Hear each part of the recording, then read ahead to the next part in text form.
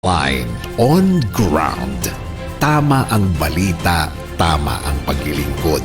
Saan mang bahagi ng bayan, saan mang panig ng mundo, pinaglilingkuran ang Pilipino. Ito ang News Authority ng Aliw Broadcasting Corporation.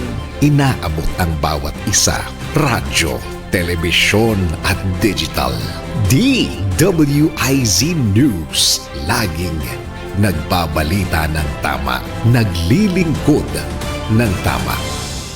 Miyembro ng ALC Group of Companies. Latest, pinakabago at tama. DWIZ News Catch Up. News Catch Up.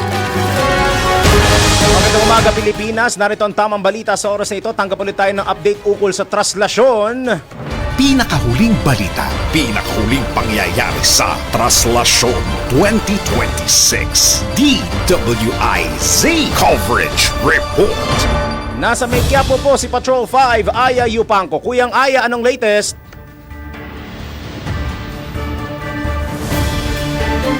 Patrol 5, Aya Yupanco. Tuluyan ang natapos ang traslasyon. Partikular yung posisyon na inabot ng mahigit 30 oras. At ang andas at ang imahe ng poong itim na Nazareno na ginamit sa traslasyon ay nasa loob ng simbahan ng Quiapo. Pero sa mga oras na ito ay patuloy pa rin nakaantabay. Patuloy pa rin nakaantabay yung napakaraming mga deboto dito sa may Plaza Miranda, dito sa gilid ng simbahan sa Quezon Boulevard at dito sa may Evangelista. Sumisigaw pa rin sila ng Viva Senyor sa kabila ng ang andas at ang poong itim na Nazareno ay nasa loob pa ng nasa loob na ng simbahan. Ang mga pari ay naroon sa pinaka-balkulahe ng simbahan ng Quiapo at nag-announce ng pasasalamat sa mga deboto na nakiisa at sana sa susunod na traslasyon ay wag nang abutin ang ganitong mahabang oras sapagkat marami ang naging problema ng andas sa prosesyon. Nariyan yung nasiraan ng gulong, nakasagasa ng tao, naputulan ng tali na ginagamit na paghatap ng mga deboto doon sa andas ng poong Jesus Nazareno. Sa record ng Incident Command Post ay pumalo sa 7,414,200 ang mga debotong lumahok dito sa traslasyon 2026 at nakarecord nga ng dalawang nasawi at maraming mga nailo, nag-collapse, sani ng talagang napakatindi ng tulakan, siksikan ng napakaraming mga deboto na lumahok dito sa traslasyon na ito. So, pangwakas ay alamin natin sa commander ng Incident Command. Sa Incident Command, si Director Arnel Angeles. Director, magandang umaga po. Magandang umaga naman po sa atin. Pangkalahatan, ano ang naging assessment natin dito sa 2026 traslasyon 2026? Hindi po natin nasunod yung ating pong pinapangarap na mabura sana natin yung 2024 at ganoon din po yung 2025 na oras po na nagawa. Ngayon po ay sumobra po tayo talaga ng haba. Gawa na rin po siguro sa dami po ng naging problema, kamukha po ng gulong po ng andas, yung pagkapatog ng lubid at yung mga pag-otso. At medyo marami po talaga masikip po na daan.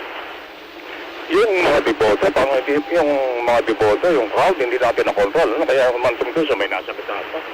Opo, hindi po natin nasunod o natupad yung mga napagkasunduan lugar na dapat sana ay paluluwagin natin. Bagkus, kamukha po ng Ayala Bridge na dapat sa simula pa lang, ang sabi po ay wala po sanang tao sana, yung Ayala Bridge. Pero nakita naman po natin sa mga drone shot at saka sa mga live feeds po na hindi pa po dumadating yung andas ay puno na po yung Ayala Bridge. At ganoon din po yung maliliit na lugar kamukha ng Bilibid-Viejo, Fraternal. Kaya masisikip na po bago dumating ang andas. Doon sa nabanggitin niyo yung Ayala Bridge, kinakabahan tayo doon sa monitoring natin kahapon na baka mahulog pa yung mga pulis at nandang takbuhan ng mga pulis nung taluyungin sila ng mga deboto. Opo, yun nga po. Kaya nga po, siguro po, pag-uusapan uli para po sa susunod natin translasyon ay maging maayos na po. Magiging malawak po sana ang pag-aaral na gagawin po ng simbahan, ng LGU at ng ating po mga kapulisan. Ganun din po siyempre po yung mga representante po ng mga mamamasa na ihos. Ito mahigit 7 million ang deboto na lumahok. Kung ikukumpara natin doon sa 2 taon na nakalipas, halos dumugay.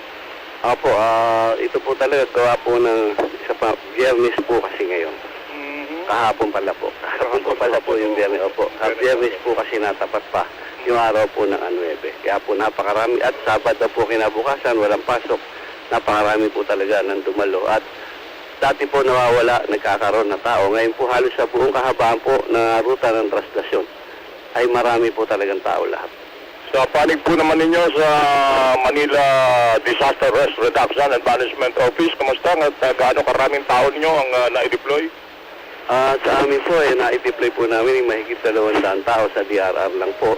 At ang ating po augmentation ay nagmula po sa 13 LGU.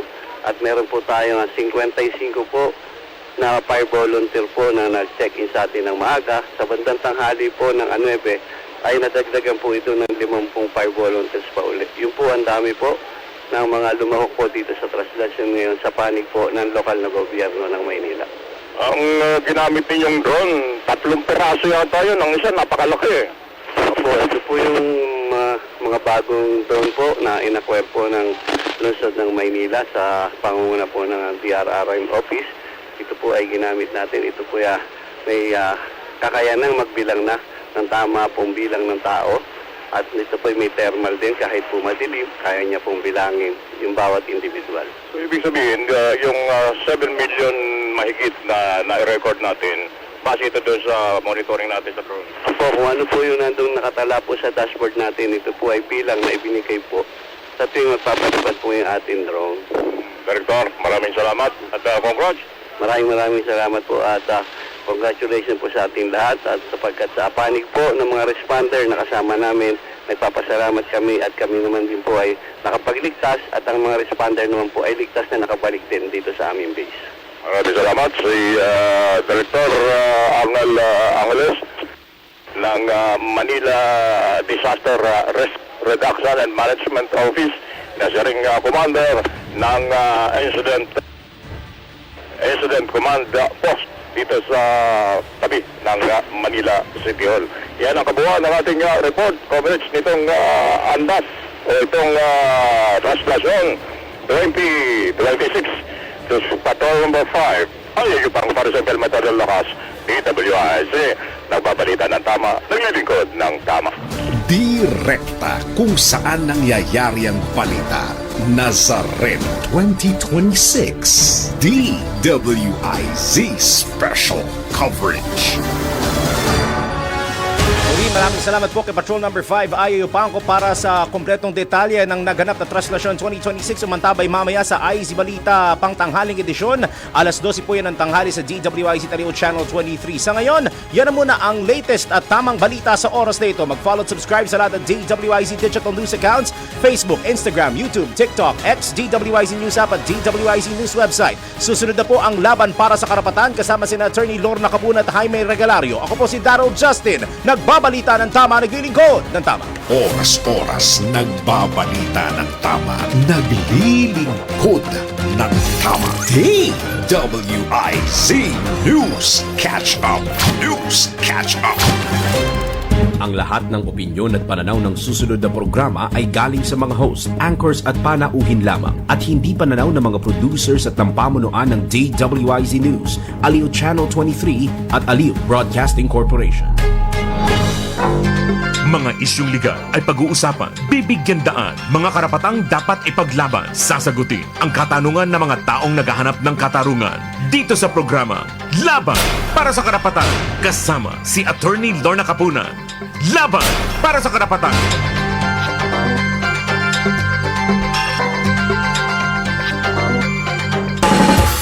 Magandang umaga po sa inyong lahat. Katatapos lang ng coverage ng ating mapakahabang prosesyon ng traslasyon at ito ay napaka mapagpalang araw. At hindi natin kasama si Attorney Capunan ngayon. Hindi raw yata siya makakasipot pagkat hindi niya inabot yung habon ng programa, yung oras, pagkat manggagaling siya rin sa Tagaytay. At yung ating namang guest, medyo nabalahaw o nagkaroon ng aberya dito sa EDSA, no? Nasa EDSA na siya kanina eh. Pero magdarating ngayon yan, si Attorney Capunan mapapasok na lang via Zoom. At etong guest natin na darating at malilate lang ng konti siguro. So, ang nasa linya na si Attorney Capunan. Attorney Lorna, kamusta na? Inihintay natin yung ating guest. Jimmy, magandang umaga sa inyong lahat. Dito sa Laban para sa Karapatan, Attorney Lorna Capunan. Zooming in po tayo from Tagaytay. Babalita ko na hindi naman pumutok ang bulkan ng Tagaytay dito, Taal. Sa Mayon ata pumutok, hindi dito. Taal Volcano. Taal Volcano, hindi pumutok dito. Pero, Taal. oo nga. Pero napapakinig natin kanina sa start ng program natin na 7 million pala ang devotees ka, Jimmy, no? Oo. Yung dumating sa dito sa translasyon ngayong taon na to. Pero mamaya, tatanungin natin, introduce ko muna habang hinihintay natin yung guest natin. Kasi tatanungin natin sa guest natin, ito ba yung translasyon, yung nakita natin na at dami-daming sumipot dyan na devotees, ito ba ay signs of the times? Is this a sign of hope or desperation? Or tayo umaasa na lang sa Diyos? Pinapaasa na lang natin sa Diyos ang future ng bayan natin, ang future natin sa pamilya natin, ang future natin, no? Kasi siguro, tanungin natin sa ating guest. Our guest today, introduce ko na ka Jimmy, no? Sige. Sige, ang guest natin ngayon si Jose Enriquez, Sunny Africa. Siya po ay isang critical voice on socio-economic policy in the Philippines. Siya po siyang economist, social researcher, educator, and activist. Siya po ay executive director ng itong Ibon Foundation. Mamaya tatanungin natin ano itong Ibon Foundation kasi alam natin na yung mga people's organizations, mga NGOs, and even government bodies, sometimes kinikuha nila yung research, statistics, tsaka analysis ng Ibon Foundation. Okay. And ang executive director nga dyan is si Jose Sunny Africa. Sunny has a Bachelor of Science in Philosophy and Master of Science in Development Studies in the London School of Economics. At mamaya educated to, natin. at ekonomista at magaling din sa political science. Oo, hindi lang yun. Ang kanyang, he writes, kung nag-i-speaking engagement itong guest natin at saka sa Maraming mga... libro sinulat yan, no? Saka isa yan sa mga kinikilalang ekonomista ng buong bansa. Nagtrabaho na yan sa NEDA at maski sa House of sa Kongreso na naging na rin yan. At marami na siyang marami siyang karanasan tungkol sa mga teorya at kung paano patatakbuhin ang isang ekonomiya. Tama ka kasi ang kanyang writings deals with yung economic conditions sa Pilipinas, yung government budget, no? Tatanungin natin mamaya, ano ba tong government budget natin? He also writes about labor, poverty and development, at saka ang importante dito, yung broad economic inequities. Ano ba yung inequities sa gobyerno natin, sa bayan natin? But habang hinihintay natin, ikaw naman ang interviewing ko, Sige, sige. kasi political analyst ka at saka economics rin ng ano. Ano ba ang pulso? Because you are a people's organizer, no? Ano ba talaga ang pulso ng taong bayan ngayong Yung 2020? 2026 mukhang dahil nanggaling sa napakababang narating dun sa economic growth rate na 3.8%. Ang target ngayong 2026 is 3.6 yata, 3.6% GDP, Gross Domestic Product. At yan yung pinakamaliit na tinarget magmula pa ng umpisa. Kaya ayan, at dumating na yung ating guest, no, si Sunny Africa. At Okay. At ma-interview natin siya.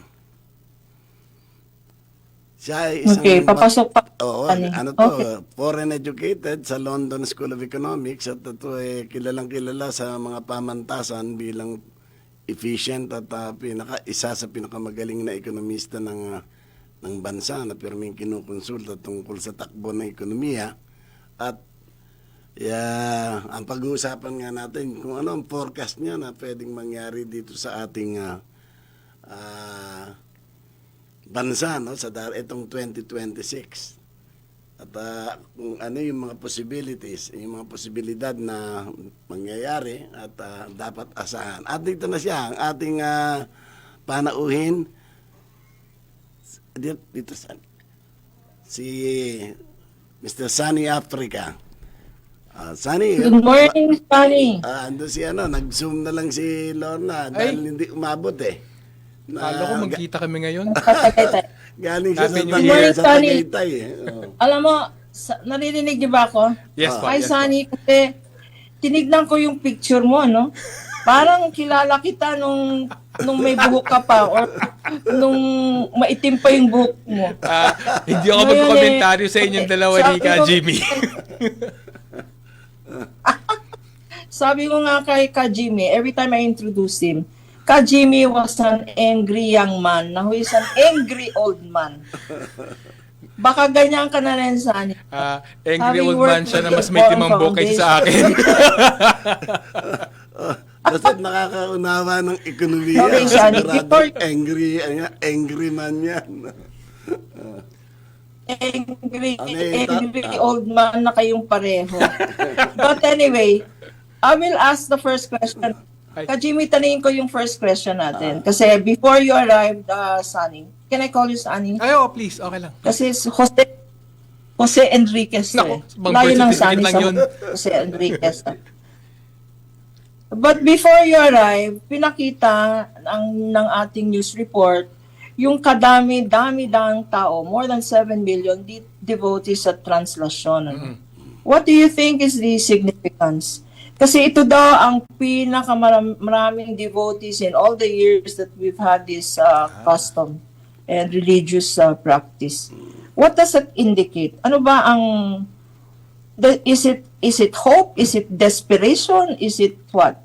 Is it entrusting in the Lord na lang, the fate of our country and our families and ourselves? O nga, na-miss ko yung news report, no? Pero kung dumadami, hindi nakakagulat kasi halo-halo siguro yan eh. Tingin ko tama kayo, ang pinaka-basic ay despite all the propaganda, dumami talagang mahirap at nagugutom dito sa nakarang 3 taon na administrasyon. 58%. Parte sa ginagawa niya, pero parte sa hindi niya ginagawa para resolve yung mas malaking problema. Ako sa akin, ang panghahawakan ko talaga, yung a few surveys na lumabas, even from the Bangko Sentral, na milyong-milyon ang nadagdagan ng mahirap sa Pilipinas. So yung SWS survey, pinakahuli, nadagdagan ng more or less 3 milyong mahirap na pamilyang Pilipino. Mahigit kalahati ng Pilipino nagsasabing mahirap sila. That's 3 million more than nung start ng Marcos admin. Yung nagugutom, I think dumoble pa actually. Nasa about 6.6 million na ngayon nagsasabi nagugutom sila. So ako na-imagine ko na kung hahanapan ng kakapitan yung mga Pilipino, may hangganan syempre yung resiliency, di ba? May hangganan yung sariling sikap. Ano mang pagsisikap mo kung walang trabaho sa ekonomiya kasi hindi naglilika ng trabaho yung ekonomiya. Ang kakapitan mo lang dalawa, ayuda ng gobyerno or yung simbahan, yung relihiyon, nahanap kayo ng salvation mula sa taas. So ako I think hanapin ko yung news report na yan. Walang duda, dala yan talaga ng desperasyon ng mga tao, makahanap ng paraan, makaraos lamang sa nitong bagong taon. Kaya ang forecast mo mas higit na kahirapan ang mararanasan natin ngayon at yung ating inaasahang gross domestic product mas lalong bababa. Well, una-una, walang saysayang gross domestic product na yan sa ekonomiya, sa kalagayan ng ordinaryong Pilipino.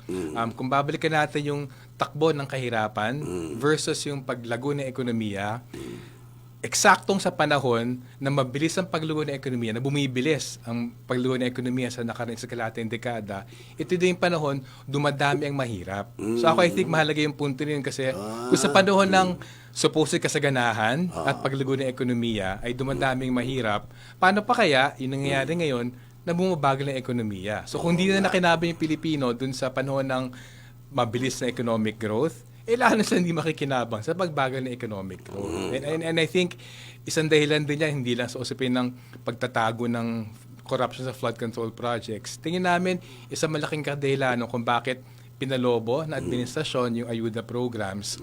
Kailangan na salbahin yung sarili nila. At yung laking pagsalba nila, ayuda talaga. Para i-shock absorb yung galit na inaasahan.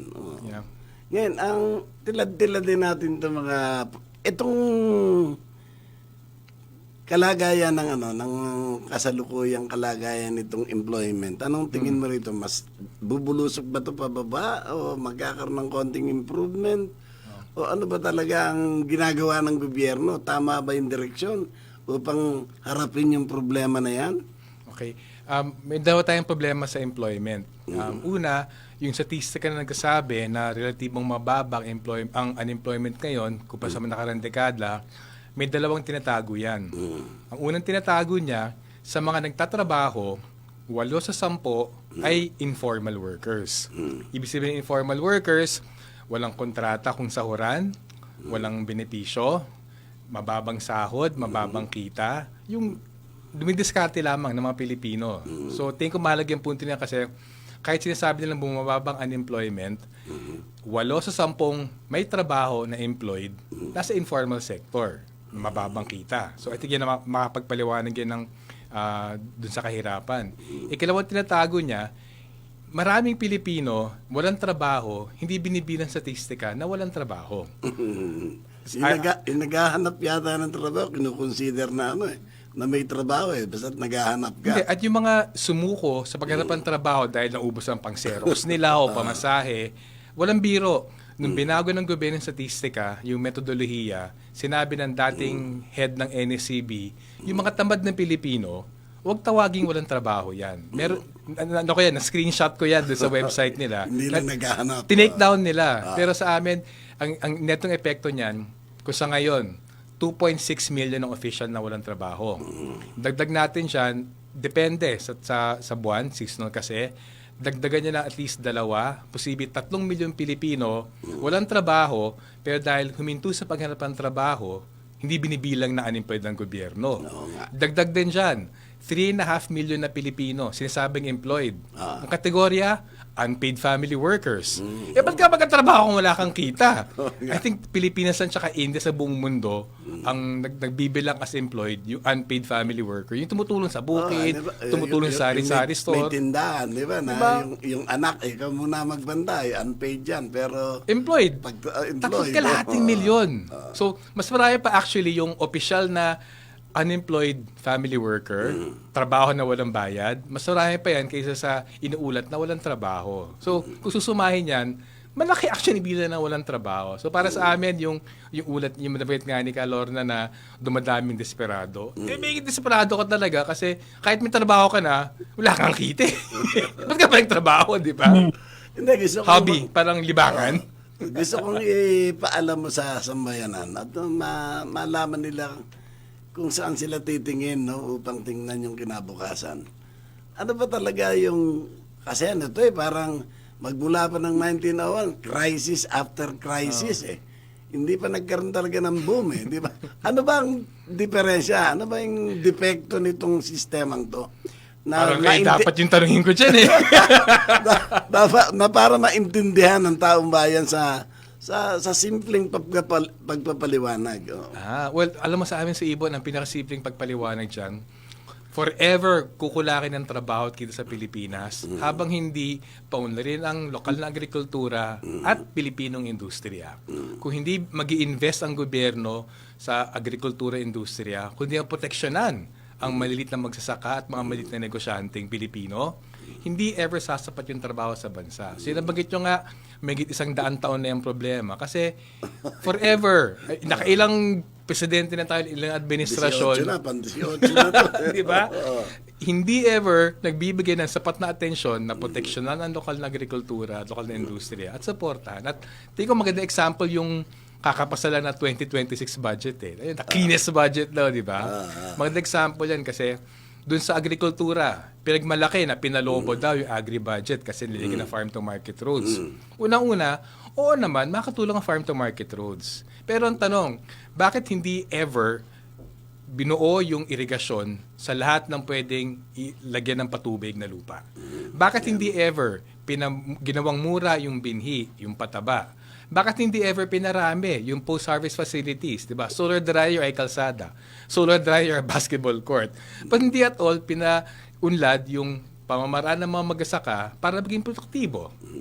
Hanggang ngayon sa 2020 budget wala 'yan. Isa pa, yung dalawang flagship program ng gobyerno para dun sa MSMEs, yung Small Business Corporation at yung pondo para sa pagbabago at pag-asenso.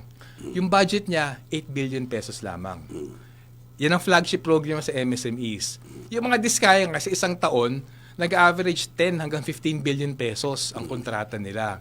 So yung sinasabi niyan, hindi pa rin ng gobyerno na suporta ng Pilipinong industriya. Yung MSMEs, yan yung maliliit na negosyo na...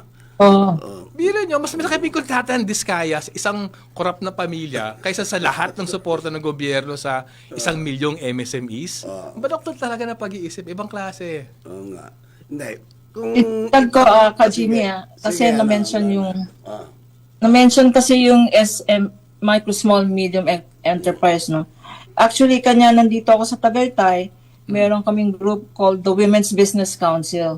Women's Business Council, yun ang grupo ng mga women-owned and women-led companies and professions, no? At pinag-aaralan namin ang mga beneficiaries namin, which are micro, small, medium.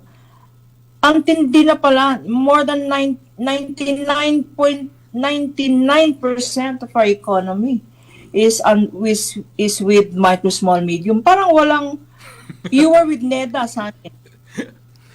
Grabe, di You were ba? once upon 1% na naging ano? So, ang laging tinatanong ni Kajimi dito sa programa natin, ano ba talaga ang programa ng gobyerno? Because in other countries, regardless of who are elected as leaders, may sinusunod na short-term, medium-term, long-term economic development program. Mukhang dito, anong ginagawa ng mga NEDA na yan? Especially for our... Hindi, baka yung panawagan ni Trump na policy, America First, yun din ang gustong i-adapt ng Philippine government, America First.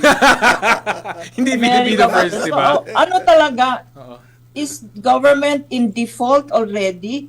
Lalo-lalo na ngayon, the cost of doing business. Tinitingnan natin, aakyat yan because yung geopolitics na hindi ba? Yung price ng oil.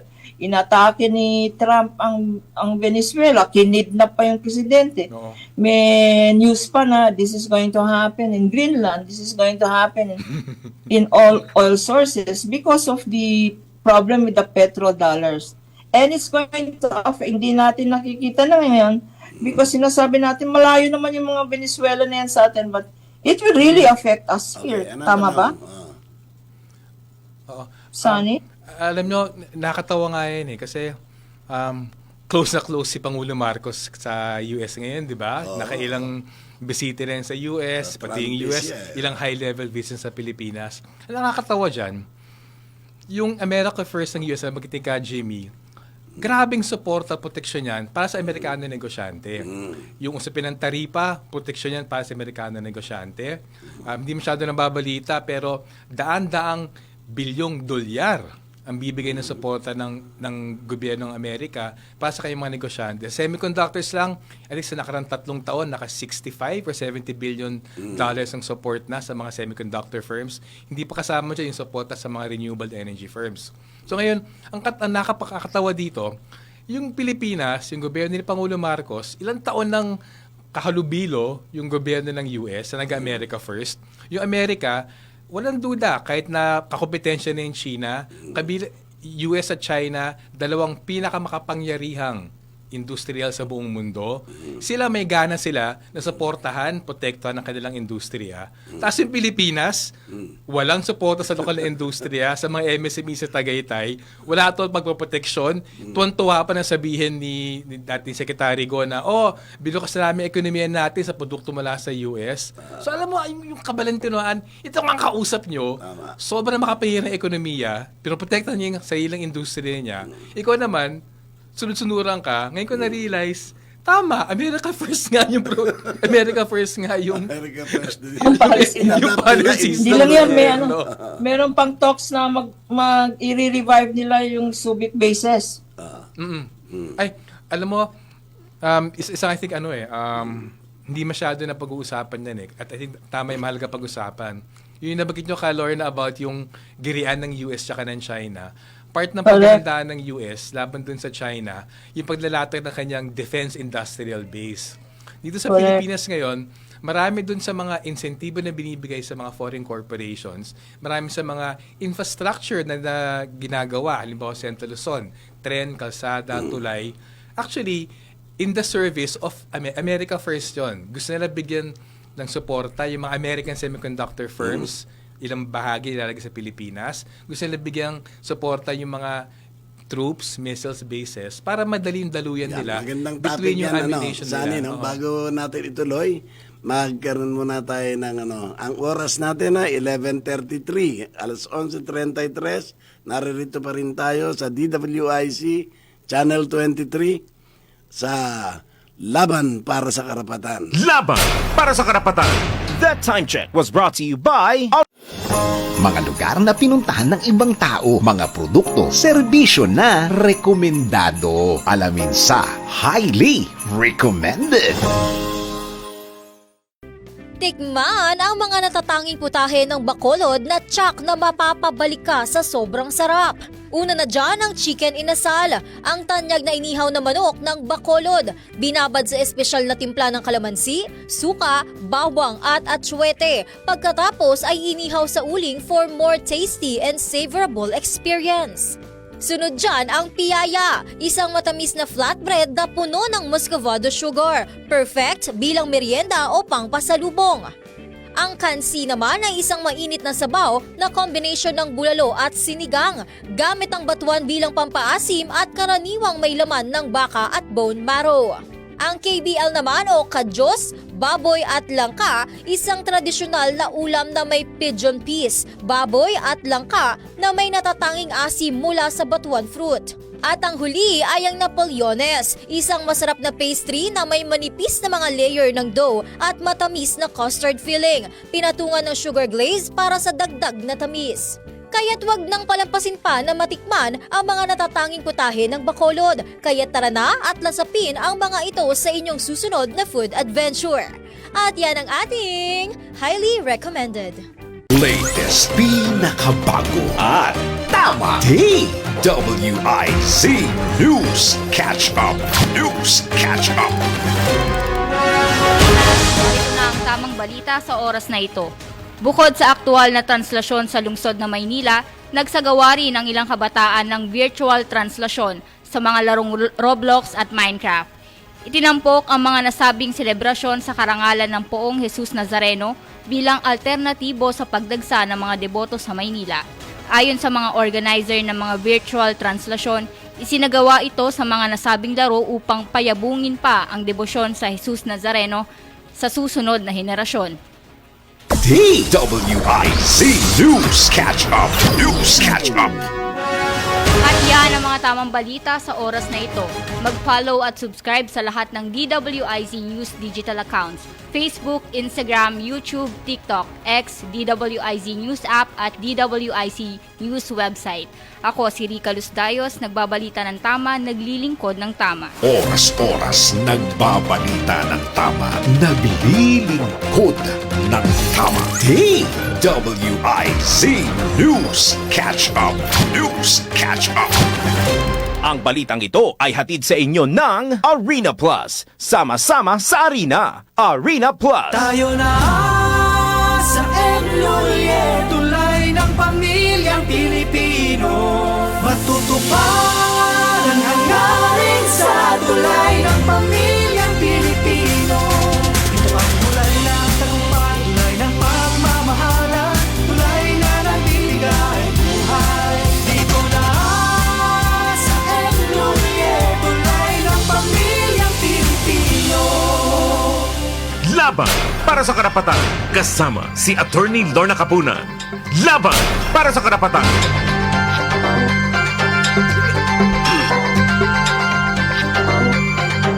Okay, Sunny, bigyan mo nga ng magandang kaalaman yung sambayanan. Ano yung dapat asahan dito sa 2026? Ladami ba ang investment? Kagaya niyan, bakit nakakonsentrate sa pag-iimbita ng foreign investment? Sa pagkaalaman ko, yung foreign investment, sumusunod dyan kung nasaan yung local investment. Wala naman local investment. Bigyan mo nga kami ng magandang kaalaman tungkol sa dapat asahan. Sa bagay, tapos na naman yung unang araw ng bagong taon, pwede na maging bad news na, no? Maging medyo negatibo. I think, tama na. Meron bang good news for 2026? Nasa atin yung paglikaan ng good news. I think mahalaga na bagit ni Lorna na may mga ganap geopolitically ngayon na binabago ni Pangulong Trump at ng US yung nakasanayang sistema ng kalakalan sa buong mundo. So, walang duda, nitong 2026, babagal ang pandaigdigang kalakalan, babagal ang pandaigdigang pamumuhunan. At nag-umpisa actually yan actually, before COVID pa, nung 2008, 2009, nagsimula na yan. Bumagal ang kalakalan, bumagal ang puhunan. Nung COVID, lockdown, super bumagsak siya. May konting pagbawi, nag-rebound pagkatapos, pero humina uli. So I think yung pinakamalagang panghawakan sana ng pamahalaan, kung seryoso siya, huwag na isipin na magkakaroon ng pagsigla ng kalakalan at puhunan ngayon, globally, kasi naging protectionist na nga yung USA. Pinoprotekta na yung sarili niya, nadidiskaril na yung pandidigang kalakalan. So walang duda, humihina na yung exports. May konting pagsalba ng exports ngayon kasi nag-frontload ng exports yung mga kumpanya habang wala pa yung buong epekto ng taripe. So, ang tansya ng marami, yung buong epekto ng mataas sa taripa ni Trump, hindi gaano naramdaman nitong 2025 kasi nga in advance pa yung mga pwedeng import sa US. Pero ubus na yan. Ngayon 2026, maramdaman talaga yung dagdag ng taripa, proteksyon, pagdiskaril sa pandiging kalakalan, hihina yung export sa buong mundo, kabilang sa Pilipinas, at puhunan din. Yung pinakamababang naalala ko na target na growth rate, 3.8 itong tinarget nila for 2026. Sa tingin mo ba, yan na, mababa na, maa-attain ba yan? Alam niyo, sa sideline hobby ko, i-monitor yung mga growth targets ng gobyerno. Nilista ko yung 23 growth targets for the coming year ng Development Budget Coordination Committee ng gobyerno since 2016. Out of 23 na mga growth targets, 9 out of 10 bigo siya. So sa akin, gusto ko yung numero na 9 out of 10 kasi ibig sabihin, itong in-announce nung isang araw lamang ni Secretary Balisacan na in-adjust nila yung growth target, 90% chance, 9 out of 10, hindi niya maaabot yung growth target na yan. So umaga, yung growth target ng Pilipinas, dati, sa normal na mundo, instrumento yan ng economic policy. Sa Pilipinas, instrumento ng propaganda na lang. Pagtatago ng paghihina ng ekonomiya. So, garantisado, almost 90% chance mabibigo yung administrasyon sa kanyang growth target. Sa 3.6% target, mabibigo pa rin. I think 4% yung low end ngayon eh. Pero 4% guaranteed Well, hindi at 90% chance. Mabibigo din yan. If you look at recent history, the last decade ng targeting nila. Tungkol dito sa... Pero Sige, sige. Jimmy, pa-explain natin ano ba itong mga growth targets? Kasi one of the things you keep writing about are government budget priorities. Ito bang 2026 budget, tama ba ang priority ng government? Education, of course, is there, no? And then, nandiyan ang agriculture, etc., infrastructure, etc. Pero, napakalaki ng budget, di uutang na naman tayo unless they will increase taxation. May balita na yung VAT, i-reduce daw to 10%, no? Sana magandang balita yun para sa mga consumers na tatanggalin, bababaan ng VAT. Saan kukuha na ngayon ng finance ng trillion budget natin, di utang na naman tayo. Tama ba yun? Well, sa amin may tatlong punto lang dyan. Una, baluktot pa rin yung priorities ng 2026 budget. Baluktot kasi, magamat binawasan ng flood control, nanatili yung pork barrel sa kalsada, sa tulay, sa mga gusali, at pinalaki pa yung pork barrel sa ayuda programs. So point number 1, bulok pa rin talaga hindi pa rin maganda ang priorities ng 2026 budget kasi hindi binigyan ng sapat na suporta at atensyon ang agrikultura at industriya para maging produktibo ang Pilipino para magkatrabaho sa sariling bansa. So misprioritize pa rin talaga. Actually, even yung education and health, ang puna namin dun sa health, ang linakihan na budget ay sa PhilHealth at health insurance schemes, ayuda. Ang problema dyan, yung pagiging mahal ng health services dahil privatized, hindi na-address. So sana, imbis na yung pondo ay ibigay sa PhilHealth na essentially pag-subsidize ng kita ng mga private hospitals, about 70% ng PhilHealth payments sa private hospitals. Yung private hospitals, 3 hanggang 4 na beses ang mahal kaysa public hospital kasi may patong, negosyante kasi. So kumbaga, yung malaking bahagi ng blackout sa health budget mapupunta para i-subsidize yung kita ng mga private hospitals at i-subsidize ang kita ng mga mamahalin na gamot. So yan, problema namin sa health yan. Sa education, well, una, ikatutuwa ba natin na i-fulfill yung constitutional mandate? Dapat lang naman, di ba? Bigyan. Pero ang katanungan, sa laki ng binigay na dagdag na budget sa Department of Education, bakit hindi pa rin ma-wipe out yung backlog sa classrooms? Malaking bahagi actually ng kailangan address dun sa education system natin. Yung simpleng, napaka-basic, damihan ng eskwela ng classroom, damihan yung mga teachers. May konting pag-angat, pero sa laki ng pangangailangan, anong paghahangawakan natin? Sige na nga, may konti naman. Hindi, ang panukat natin, ano bang kailangan? At unfortunately, kahit parang nakasindak yung tilyong pisong binibigay sa education sector, kulang pa rin talaga siya. So sa amin, number 1. Confidential funds pa ba dyan sa DepEd? Confidential funds? Wala na. Pero yung 4.6 funds. billion ni Bongbong, syempre, minintain niya. I think 700 million pesos lang yan kay Pangulong Aquino. Si Pangulong Duterte nakaisip na palakihin to 4.5 billion. Si Pangulong Marcos sabi, hindi pwedeng 4.5 billion lang, dinagdagan niya lang mga 60 million, kaya more or less 4.6 billion ng confidential funds ng Pangulo ngayon. So, na-maintain yung pork barrel na yun. 4.6 billion. No? Yeah. Plus, iba pa yung hawak niyang 13 billion contingent fund. Ibang usapin pa yung 150 billion na unprogrammed appropriations na legally kailangan ng special budget with a special budget request ni Pangulo Marcos, pwede niya i-realign for yung identified purposes. So, hindi actually lump sum in the same way yung UA, yung unprogrammed appropriations. Hindi siya lump sum sa parehong kaparaanan ng lump sum sa regular appropriations. Dahil by purpose siya, hindi budget item. Yung by purpose na itemization sa unprogrammed appropriations, madali yan laruin ng presidente. Kaya I think tama yung pag-raise sa Supreme Court. Dapat i-declare talaga na problematic yung unprogrammed appropriations. At 150 billion pesos pa rin yan. Yun ang second point namin. Yung third point, yung kinakaharap natin sa darating na taon, problema talaga sa ekonomiya. Nag-start na last yung paghihina ng ekonomiya, nag-start na yung bagsak sa kalidad ng trabaho, kawalan ng kita, dumami mahirap na gutom. Ang problema, dahil misprioritize yung budget, dahil nanatili pa rin yung mga pork items, hindi actually nadadirect yung budget dun sa long-term na solusyon para sa bansa. Lalo na, nabanggit ni Ka Lorna, may kaguluhan na sa mundo ngayon eh. So kung aasa pa rin tayo sa exports for investment, panis na yun. Maliban sa ilang dekada na tayong umaasa dyan, hindi man tayo umangat, dahil humihina na siya sa buong mundo ngayon, lalo mo hindi dapat asahan yung external na salik. Even yung remittances, bumagal. Yung mga tagapakinig natin, mga manggagawa, magsasaka, yung mga ordinaryong tao, no, radio and television, ano yung maaasahan nila pagkatang complain na in general na talagang napapasanan sila ng napakabigat ay itong high cost of living, yung presyo ng mga bilihin.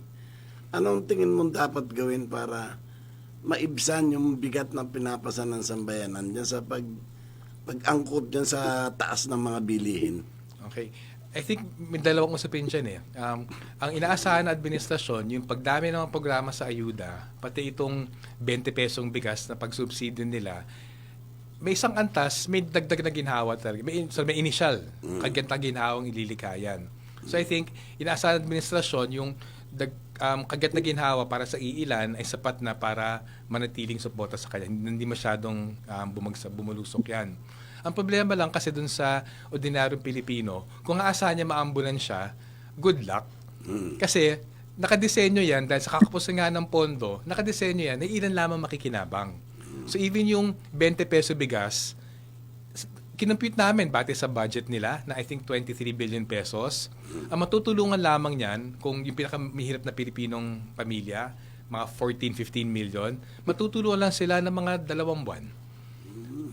Pero 2 buwan naman tayo kumakain ng kanin. Hindi, di ba? So ano ba yun? May kakapusan talaga yung sapin ng ayuda because mahina yung pondo ng gobyerno. Dagdag ko lang doon, humihina ang pondo ng gobyerno kasi binabawasan ng buwis sa malalaking kumpanya, binabawasan ng buwis sa mamayamang pamilya, pero walang pampuno na buwis mula sa mahihirap at middle class. So yun yung dahilan kung ba't lumulobang utang. Pero yung second point sa amin, anong asa ng ordinaryong Pilipino kung hindi iwasan ng gobyerno yung pagpapatubo ng ekonomiya, kundi matuto sa leksyon ng hindi lang nakarang taon. Nabagit nyo nga, hindi lang nakarang dekada. Itong mga nakaraang maraming dekada, 100 taon, kundi magwastong pamahalaan at isipin, kailangan suportahan ng gobyerno ang Pilipinong industriya, balit na magsasaka, kundi seryosohin yun, hindi talaga mumurang presyo ng bilihin, kulang talagang trabaho, maobliga mga ibang bansa, at talagang yung kahirapan sa Pilipinas, lalong lalala talaga. So yung tungkol dito sa food sufficiency, isang panaginip yan na hindi pa na pinagpapatuloy na panaginip pero walang ginagawang hakbang. Halimbawa, yung ating agrikultura, ano ba yung dapat gawin talaga? A suggestion coming from you na pwedeng makinabang yung gobyerno, di ba, kung marunong makinig. Well, alam mo, tama naman yung mga plano ng gobyerno eh. Nakahani naman doon. Kailangan expand yung irrigation. Kailangan parimihin ng food service facilities. Kailangan bigyan ng suporta mag-asaka. May mga with insurance programs, murang kapital. Actually, yung nakalistang dapat gawin, tama yun. Sa nagkakasabit, pahirapan makakuha ng pondo para bigyan ng suporta, sapat na suporta, yung higit kumulang 10 milyong mag-asaka sa Pilipinas. So doon na dadapa eh. Tama yung listahan, pero hindi pinopondohan. Kasi, ang dali-dali makakuha ng pork barrel, pahirapan makakuha ng pondo para sa agrikultura. Diba? So yan ang isang problema. Ano na yung mga support services na hindi Kasi walang komisyon sa agriculture kasi hindi naman libre yung support services. Oo, tama. walang kickback. Ano, Meron lang ako Ayun, ka tama Jimmy, yun. no? Tayo mawala ng oras. Yung issue naman ng accountability at governance, kasi maraming nagtatanong, may ikukulong ba? Kasi we are now looking at a president that wants to change the narrative. Hindi ba? Parang legacy, ang sinasabi ng iba, bigyan natin ng ng hope naman, ng konting reliance sa political will ng isang presidente nang gusto magpalit ng legacy. Legacy building na raw siya eh. Kayo ba sa Ibon Foundation na mga political analysts, do you see the political will and the sincerity of the president in terms of governance and jailing and delivery of the justice system to corrupt to account for public funds? of these corrupt officials? Sa amin, clearly nag-miscalculate yung presidente. Nag-miscalculate siya, nakala niya makontrol yung naratibo na may hinto niya yung akusasyon ng korupsyon dun lamang sa mga ikiniinis niyang alyado at posible yung mga Duterte. So I think nagkamali siya kasi dahil totoo naman, sangkot sa korupsyon yung presidente, yung budget secretary at mga mataas na opisyal, nung bumelo na yung issue, papunta sa kanila. So I think may miscalculation doon. Yung sinceridad, again, hindi naman kami always negative eh. Nung sinabing mahiya naman kayo, nung sinabing may transparency, nung sinabing mananagot, lahat ang dapat managot, nasa kami naman yan, nasa poder naman administrasyon, ipakita yon. Kaso, nung tinapos yung 2026 pork barrel budget talaga siya. Huwag tayo, hindi na kailangan magpigil pa. At least 500 billion pesos ng pork barrel ay nasa 2026 budget. So yun na yung moment na ipakiting sinseridad. Ngayon, kung sa bagay na nakatuon yung atensyon na napakaraming Pilipino nito nakalimang buwan, kung pati yun hindi niya maibigay, paano natin naasahan na magkakaroon ng totoong accountability sa mga dapat managot, including sa mga malalapit sa kusina? So I think medyo until finalize sa pinirmahan yung 2026 budget, sige, maging mabait tayo, benefit of a doubt. Pero nung pinirmahan niya, puro pork barrel pa yon, including para sa sarili niya, tingin ko doon dapat bumulusok yung any sort of naratibo na, hindi, sinusubukan naman niya, sincero siya. Hindi, ito na yung moment niya eh. Suportado siya ng publiko, di ba? Ito na yung moment na suporta niya, pero binaldas niya. Wala siyang ginalaw dun sa mga insertion eh, no? Kung ano-anong pangalan tahan tinawag nila, pero andun pa rin eh. Ay, tsaka hindi lang insertion ng problema. Sa ito lang, kahit tinanggal lahat ng insertions, yung mga allocable, non-allocable, na niluto na nila nung una 6 buwan ng taon bago ipasok sa Kongreso, yung may kinalaman nga si Yusek Cabral, si Secretary Pangandaman, yun ato hindi pinag-usapan, di ba? Ang pinag-usapan ng insertion as if yun lang ang problema. Actually, mas malaki yung problema sa pork barrel na pinasok na doon sa budget bago pa man hinawakan ng Kongreso. Yung bang revenue nasa NEP. Yung revenue Pinagay nila sa NEP. Yeah. Sa tingin mo yung revenue collection target ma-attain at ito ba ay sapat para angkupan yung budget na ng gobyerno? Maglalag behind ng kilometro ang layo at mangungutang ng napakalaki na naman doon sa budgetary deficit. Dito lang tayo sa 2025. As of November, hindi pa tapos yung taon 240 billion pesos over target na yung utang ng Pilipinas. So may isang buwan pa yan, hindi ko lang kung mababawi niya yan. Next year, at least 2.5 trillion pesos na ang nakatarget na utangin ng gobyerno. So sasapat ba? Hindi talaga. At yun ang point namin eh. Anong dalawang pinakamalaking dahilan kung ba't humihina revenues ng Pilipinas? Una, binabaan ng buwis sa mga kumpanya. From 30% under pagpasok ni Paulo Duterte, ginawang 25% under Duterte.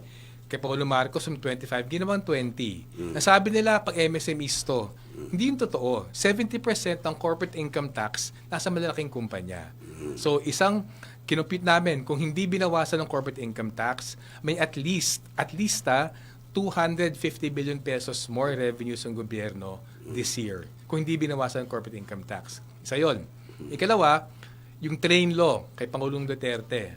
Nung pinasa yung train law, binawasan ng buwis na binabayad ng mga mayamang pamilya, binawasan ng estate tax at donors tax, nabawasan ng kita yung gobyerno. Sana maganda yan, no? Para unawaan ng mga nakikinig, no? Yung manggagawa, yung magsasaka, at yung ating mga estudyante. Ano ba talaga yung pinakmalaking bulto ng buwis na kung saan ay ipinapatong ng gobyerno yung kanilang pangolekta upang magamit para bigyan ng sustento yung budget? Ang pinakamalaking buwis na kuha ng gobyerno sa VAT talaga. Sa VAT. Ang VAT po ay yung nakapatong sa ating lahat ng binibili. Halos at ang binibili natin, may patong na 12%. Yung tricycle na binayaran mo, yung gasolinang pinanggasolina dyan, idinagdag niyan sa pamasahe. Pagpunta mo sa grocery, kuryente, tubig, yun ang dapat maintindihan ng taong bayan eh. Walang tigil ang pagbabayad mo ng buwis. Kada minuto ng buhay mo tuwing may bibilin ka, pagkat nakapatong Kaya yan din ang dahilan kung bakit napakataas ng presyo ng bilihin. Siguro, i-elaborate natin yung mga ganyan pa punto para maunawaan nila na ang bumubuhay sa gobyerno ay yung taong bayan sa pamamagitan ng mga buwis na nakapatong sa lahat ng bilihin. Sa amin, Jimmy, sandali, pwede bang dumagdag, no? Kasi nag-guest natin dyan ng OWA administrator natin. talaga? No? At sinasabi niya, a large portion of our budget comes from OFW remittances, no? At marami nakikinig sa atin. Kasi tayo hindi lang sa Pilipinas ang broadcast. Maraming OFW nakikinig sa stasyon natin. So, ang feeling ba natin sila pa rin ang mangbubuhay sa ekonomiya ng Pilipinas, itong OFW remittances? Nako, maraming punto dyan, pero dalawa siguro. Sa pinaka-basic, sa nakaraan dalawang administrasyon, binawasan ng buwis sa mayayaman at malalaking kumpanya, habang sinikap punuan yung dagdag buwis sa kanila. Habang sinikap punuan yung bawas buwis sa kanila sa pagdagdag ng buwis sa ordinaryong Pilipino, mahirap at middle class. So yung pagbawas ng corporate income tax, pagbawas ng estate tax, donors tax, even yung pagbago ng personal income tax na kinabang mga mayayaman dyan. At sabi ng gobyerno, sa inyo na yan, ibusan nyo lang yung namatipid nyo sa buwis, habang pumunta sa middle class, dagdag VAT sa inyo. Dagdag yung excess tax sa inyo sa mga produktong petrolyo. Dagdag yung sa Netflix, Shopee, di ba? Yung digital services tax. At trabahong tamad yun. Trabahong tamad kasi, yung gobyerno, imbes na pagsikapan, habulin yung buwis sa mga malalaking kumpanya, mayamang pamilya, trabahong tamad, VAT na lang kasi, kung sa VAT, yung negosyante, obligadong maningil. Ay, hindi nakikita. Kasi kung hindi bigay nung negosyante yung 12% VAT na yun sa mamimili, siya magbabayad nun So, ginawa pang kolektor yung mga negosyante. Hindi, kung titilad-tilarin mo yung mga buwis na yan, no? Ilan talaga ang makukuha ng gobyerno, no, na nanggagaling sa taong bayan diyan sa mga add-on, yung mga nakapatong na buwis na hindi man lang alam ng tao na sila yung taga-buhay ng gobyerno. Yung VAT at excise tax, nasa more or less 700 to 750 billion pesos a year. Yung combined dyan dun sa VAT at excise tax. Yan ang tinatawag na consumption tax. So, yan ang mga pinapataw dun sa araw-araw na bilihin na mabigat yan sa ordinaryong Pilipino. At matagal nang pinupunan ng marami yan kasi ang katwirang palagi ng gobyerno, hindi, pantay naman yan. Pantay yan kung sino naman bibili ng isang litrong diesel, pero yung buwis binabayad. Ang problema, iba yung 10 pisong buwis sa diesel, sa crudo, para sa isang magsasaka mga isda, tricycle driver, dun sa may SUV na BMW na diesel. So sa amin, na punto doon, kung maniningil ng buwis, huwag may turing na parang mayaman lahat ng Pilipino. Kailangan yung pag-design sistema sa buwis, mabigat sa mayaman. Pwede mo sigurong bigyan ng magandang payo ang ating mga kababayan kung ano yung dapat nilang asahan at kung ano yung dapat nilang gawin upang ma-impact o ma-shock absorb itong yung dadaling problema nitong 2026. Well, sa amin, ang pinakasimpleng kinatuwa namin nito nakaraan 2025, nakita natin, kung mag-iingay tayo sa social media, sa kalsada, sa luneta, sa EDSA, kahit papaano, mayayanig yung gobyerno, impluwensyado siya. So, even yung katiting ng mga transparency, accountability ngayon, hindi naman kusang loob ginawa ng gobyerno Ginawa niyan dahil nag-ingay tayo. Okay, so ako, ang inaasahan ko nitong 2026, hindi lamang sa translasyon tayo kikilos, ipakita natin ang galit sa gobyerno, takutin natin sila at takot sila sa taong bayan. Kaya tuloy-tuloy natin silang takutin. Okay, Sunny, isa ang ating ekonomista na sinasabi ang katotohanan at sa susunod na siguro, mahaba pa itong talakayan na dapat nating tapusin. Hanggang sa susunod na pag-guest, no? Pagpunta rito ng ating ekonomista, itutuloy natin itong talakayan na to. Sa ngayon ay 12:00 na, tapos na ang 1 oras na napakabilis. Salamat, Sunny. Oo nga, Lorna, maraming at naiintindihan namin, pati mga abogado kagaya ko, na hindi nakakaintindi, naiintindihan namin. Dahil simpleng-simple. Okay. Jimmy, maraming salamat po. Hanggang sa na po. Hanggang sa susunod. Celi Ortega Bueno at Raul Esperas. Yan. Hanggang sa susunod na Sabado, dito rin tayo sa ating programa, Laban para sa Laban Karapatan. para sa karapatan. Susunod na naman. Sumainyo ang programa